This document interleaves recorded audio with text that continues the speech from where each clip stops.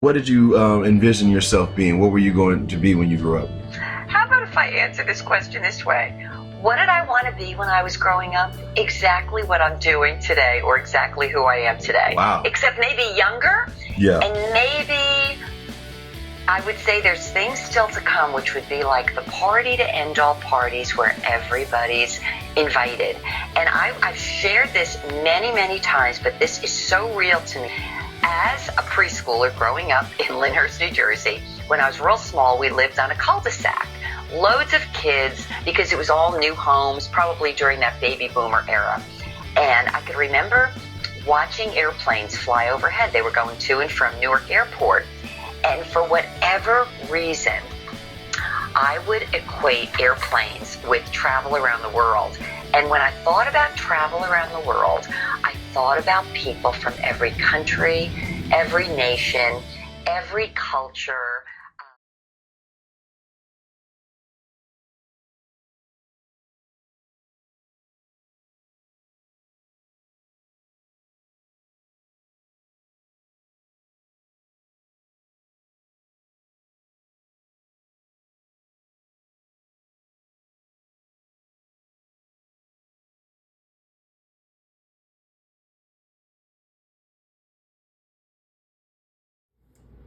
When you see your family, what do you do together? Well, we do laugh for sure. I would say that that's probably the one thing that we do. Even if we don't talk for some time, when we link back up, laughter ensues like a motherfucker. Roll me, Mac.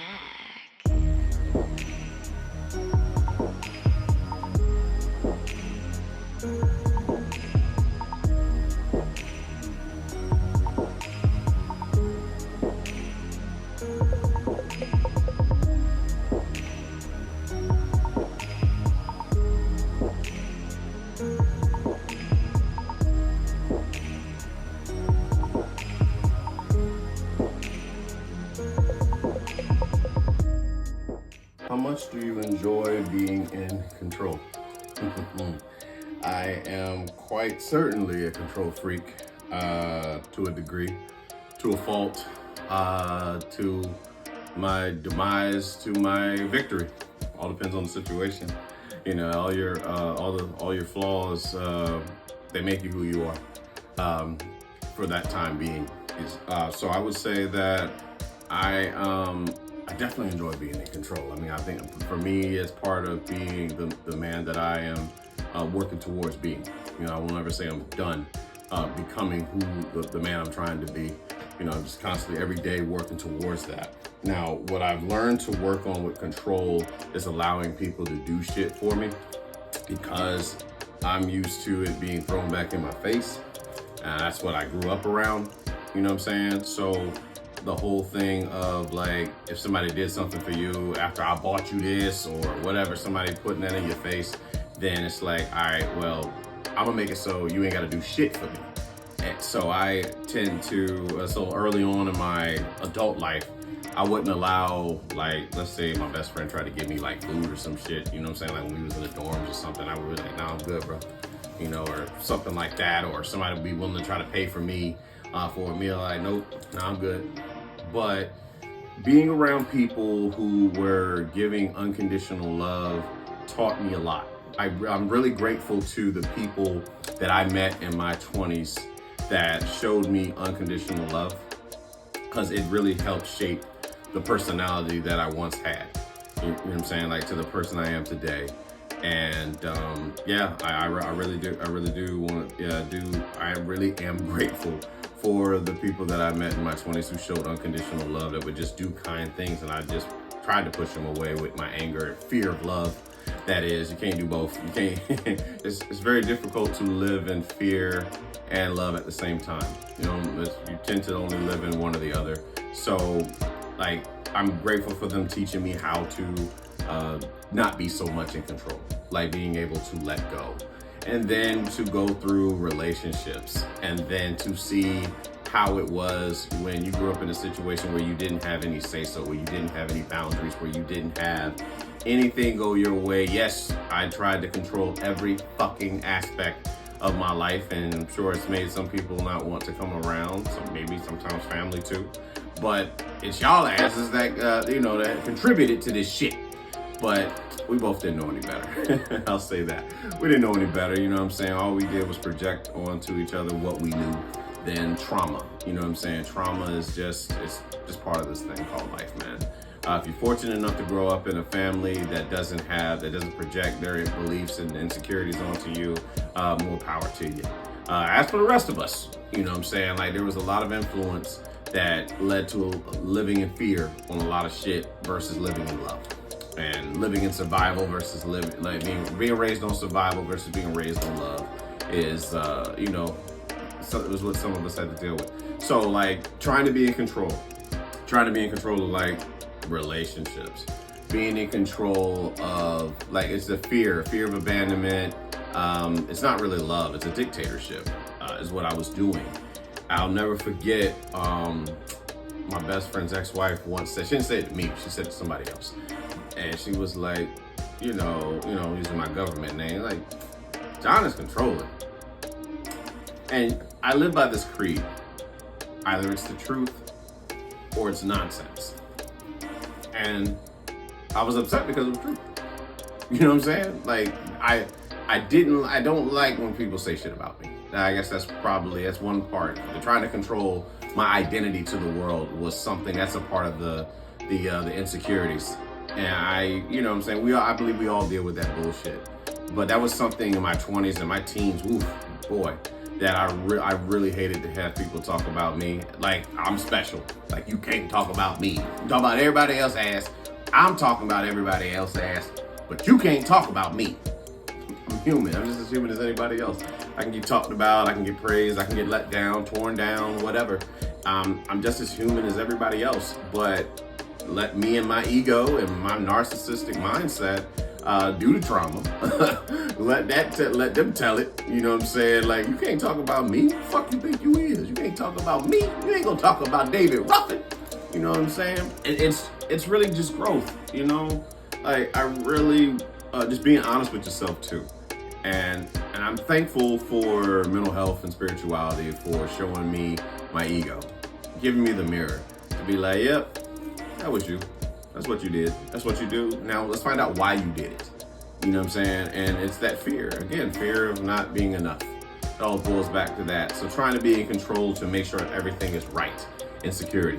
You know what I'm saying? You have to have everything in control because you fear things going out of whack. Meaning you're not lovable. This is for me. I'm not speaking on anybody else. If you relate to it, great, cool. If you don't, that's fine too. But for me, it was like, if I don't have everything perfect, I will not receive love. You know what I'm saying? So it's trying to be in control of everything, but being able to trust. And when I was introduced to God and His universe, I learned to trust the universe. It doesn't mean that I don't have moments where I still kind of antsy. I mean, I believe for me as a masculine man, I am to lead. If you call that control, fuck you. I'm fine with that. I will fucking control the shit out of this as much as I can as being the leader. When I'm around women, when I'm around my other peers as men, if no one is going to step up on something, I know how to. I know how to not outshine the master, but trust and believe I possess the skills to do it. I believe in myself that much to do so. But when I'm in a situation, I'm like, all right, this ain't really I'm at my boy's house. I'm under his rule. That's how I see it. It's a kingdom, to me, and it's a respect thing for me. If we are left in indecision, I'm going to make the decision, and I make no apologies about it. You know what I'm saying? That's just the person that I've built myself to be. Control, yeah, I can definitely say there's some control characteristics. I won't call it issues, but control characteristics that I have. And yes, some of it's due to insecurity. Some of it is just part of me, what I believe to be a leader. And it's just like learning how to let go of the reins on certain things, like allowing certain people to help you with shit, depending on what it is. You know what I'm saying? Like there's certain things you have to do by yourself. One is a man, one is a person, and then there's other things where it's like, all right, you can take help on this one. You know what I'm saying? Don't have so much pride that you're not able to take like help with something. And you know, I'm learning it as days go by. But I would say that's probably my relationship with control.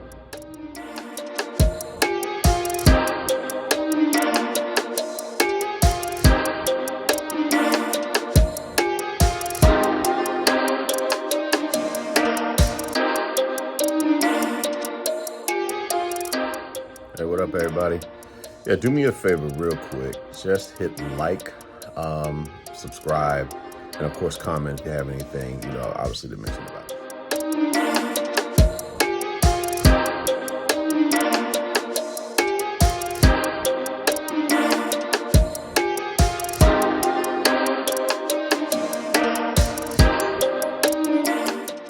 When you see your family, what do you do together? Well, we do laugh for sure. I would say that's probably the one thing that we do. Even if we don't talk for some time, when we link back up, laughter ensues like a motherfucker. You know what I'm saying? And when I tell you that every last member of the family got a form of comedy that, you know what I'm saying, that plays into that thing. When things are good. Don't get me wrong, like any other family, we got our fair share of issues, but judge your own family, goddammit. You know, this is us. We are who we are. But when we get together, I would definitely drink. I'll say that, drink. Some of us smoke. And when we do drink and when we smoke, jokes come out.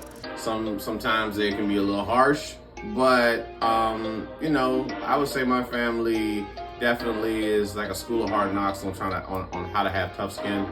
I definitely can say that for a lot of reasons. Some of us more sensitive than others, depending on what was said about you and what your insecurities were. But I mean, we get together, spades for sure. Uno, my mom loves to play Uno, but sometimes a lot of people don't want to be playing with her. So spades, Uno. I think we'll watch movies and shit for sure. If it's Christmas time, my mom loves to watch Christmas Vacation with Chevy Chase. Go out to eat. That's as adults, that's what it's been. At least the last few times when we get together, it's like, just watch, like I said, watch TV, watch movies, go out to eat. You know, my brother likes to cook, so you know what I'm saying, it's like a showcase for him at times to display like the skills that he has. And I mean, really just, for me, it's an observation. I like to sit and watch my family. I like to observe them. I don't tend to turn my mental health hat off. I just tend to learn, like, why the fuck do we act the way that we act? I really want to know. Black Socrates, if you will. I really want to know why the fuck we do what we do. And, you know, it's like, okay, cool. And even sometimes with the family get together, we'll go to church and whatnot. But for the most part, it just be laughter, you know. When things are good, let's say that. When we are all on four cylinders, and things are well, it's a lot of laughter. Sometimes we'll go bowling. Go to my grandma's house is just, same thing. Go out to eat or cook out, grill, drink, smoke, play cards. Just, you know what I'm saying, like chill. Hang out at the Brew River. I think it's Salisbury. Shout out to Salisbury for like the Brew River. Hang out there, sit by the bar, just chop it up, really, and just talk. Some talk about sports, some talk about small talk shit. You know, I tend to talk more about deep thinking shit. You know, so that's really that's all I can think of as far as what we do when the family comes together. But you know, I would say like for the most part, it's a good time. It's fun to watch my little cousins do all the things that we used to do. and see them all try to like vie for everybody's attention. And remembering when I used to do that shit, when I used to imitate Jim Carrey. I used to get on my mom's fucking nerves doing that. When I used to imitate Eddie Murphy, Martin Lawrence, like I wanted to be the jester of the family. As I've said many times, I thought that was my role in the family, but I wanted to imitate all these people and just be fun. I mean, it was funny, you know what I'm saying? Like we you know what I'm saying, we had a few smiles and laughters about stuff, and you know, every Martin episode is dialed up in this brain and can be recited to a perfect degree, if you will. But I mean, when a family comes together, I would say this: we laugh, drink, smoke, really just vibe with each other. And then within the cliques, because yes, there are cliques within the family. These people hang together. The younger people hang over here. This age group hangs here. Some of them got out, like, you know, you just by yourself. But nevertheless, it's still family. And, you know, we do the best we can with what we have. So, shout out to the family. Love y'all.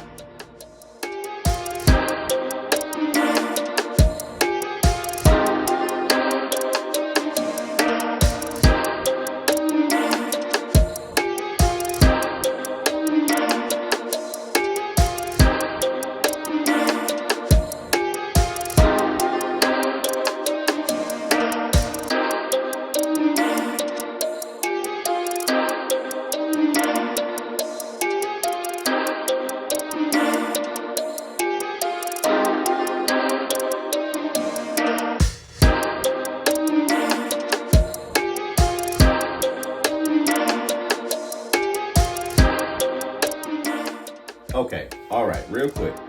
Who was better, Michael or Prince?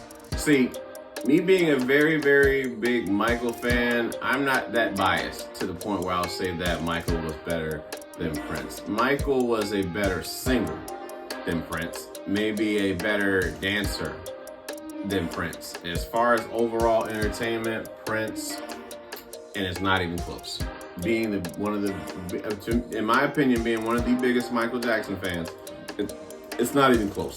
Prince can play drums. Prince can play the guitar. Prince can play the piano. Prince can do a little, I mean, he can get down a little bit with dancing, but not like Michael Joseph Jackson. Not like Michael Joe. Not like Mikey Joe. He's not even close. But Prince is just insane. You know, like to me, like the gifts that he has.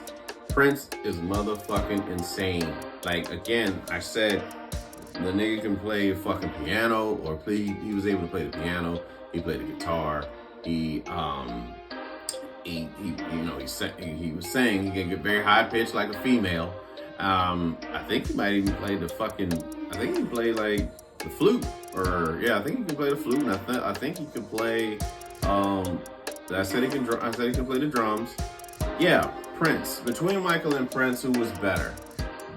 I'll say this again. Michael was the better dancer and singer, as to where Prince was the better overall entertainer. That's just my opinion, being a Michael fan.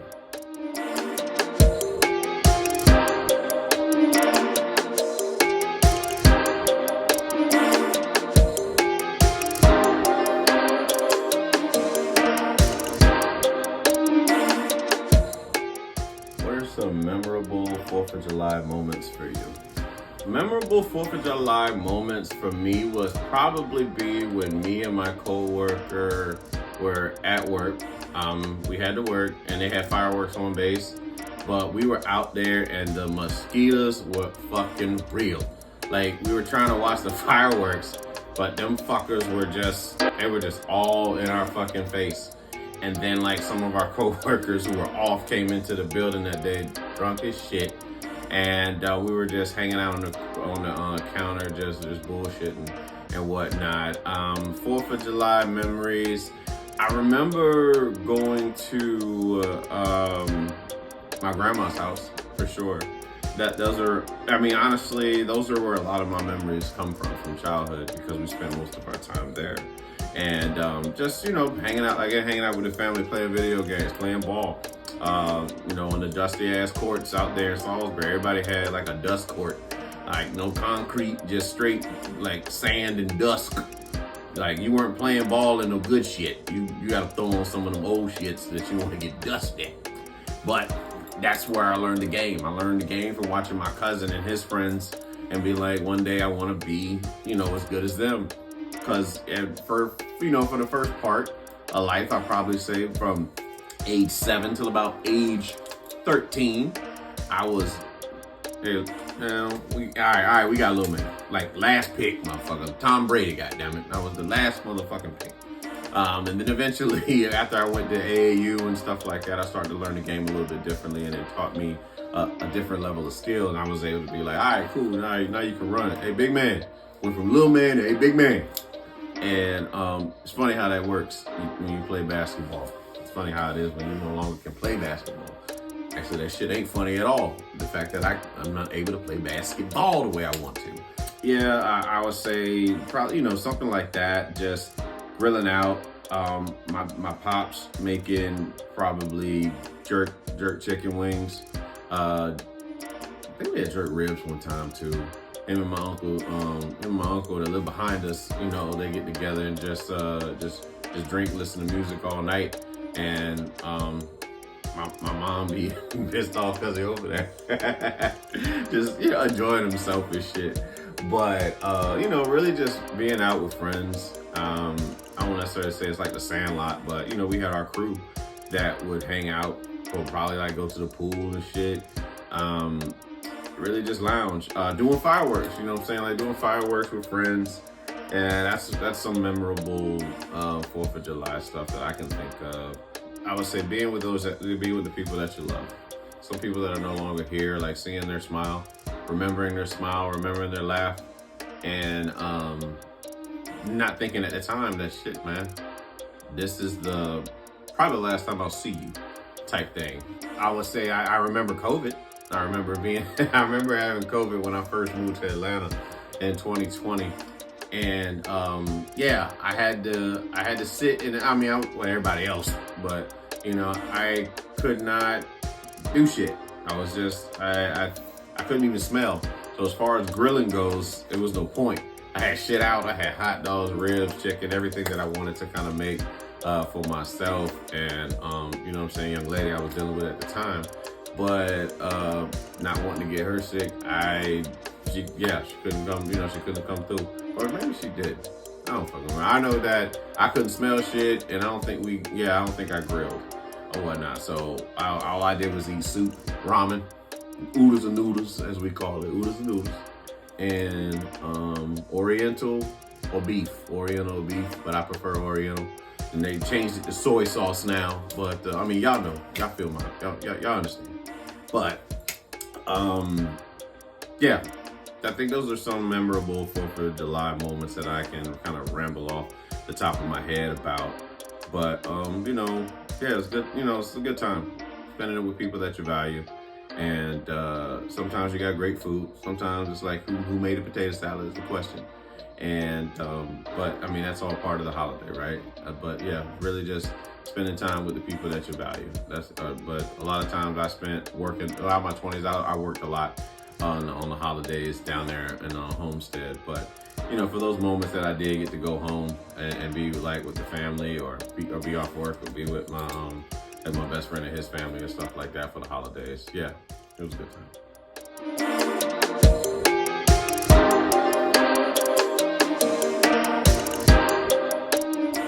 All right, how can you teach a child financial literacy? Number one, how to manage money. Yeah, how to manage money that they get. So one way I would have the child. Yeah. So if I were going to teach a child financial literacy, I would teach them how to, again, pay yourself first. So let's say you get like an allowance or some shit like that.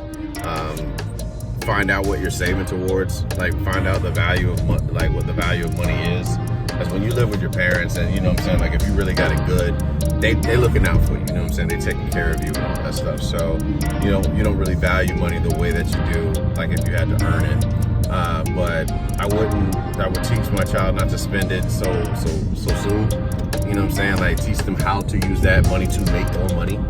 That's what I believe I would do, you know, as far as that goes. Like if I were to teach a child financial literacy, I would teach them to pay themselves first. Really just budget.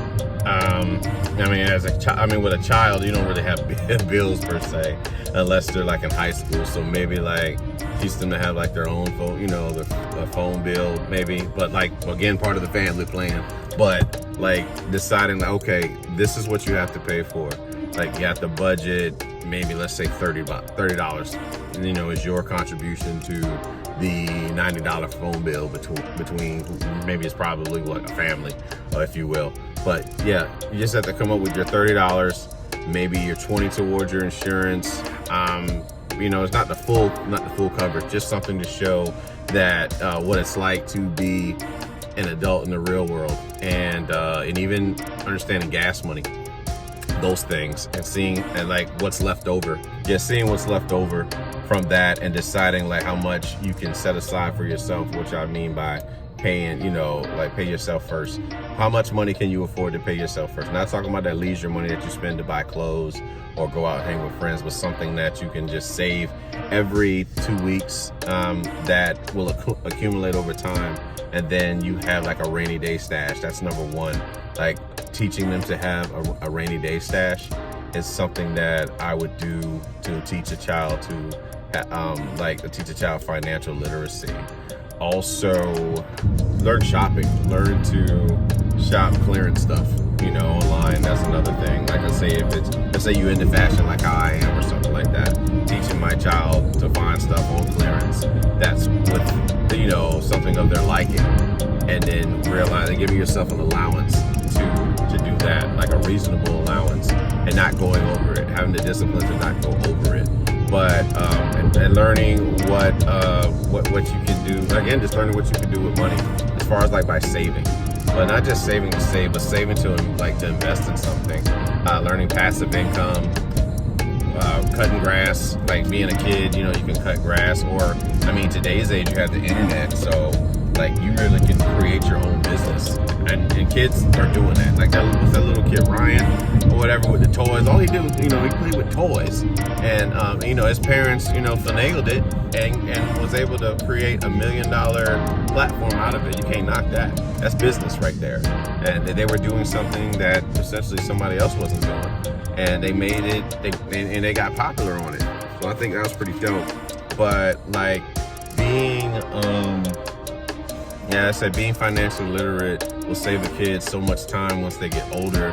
Like all the money that I spent before I had financial literacy knowledge, I wasted so much money when it could have gone towards me and built, you know, I could have built things and got the things that I really wanted by saving just a little bit monthly.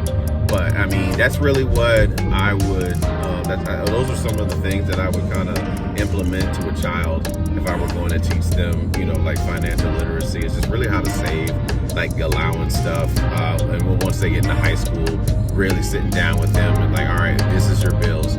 This is what you can afford. This is your, you know, like your lifestyle and whatnot. What is the lifestyle that you actually want? All right. And if this is the lifestyle that you want, here is how you go about working towards getting that. Like those are the things that I want to give to a child, to have those skills, to know that they can achieve things. And there's some people that say, you know, we can't afford it. And then there's people that's like, how can I afford it? There's a fixed mindset and there's a growth mindset. So that's one thing I would teach a child. All right, what do I have to do to afford this lifestyle? Okay, so giving them the facts, the honest to God facts on how to get that particular lifestyle, if that's something you wish to have. If you want to drive the BMW, or if you're okay driving the Kia, if you're okay with the Hyundai, nothing wrong with Hyundai. I'm in the Hyundai right now. But like being able to afford the lifestyle that you wish to have, things that you're, you know, it'll push you to do that. And that's the you know, like the beauty of it. Once you understand the science of it, it makes more sense as to why you got to do what you have to do. So that's something I would teach a child. That's how I would teach a child financial literacy.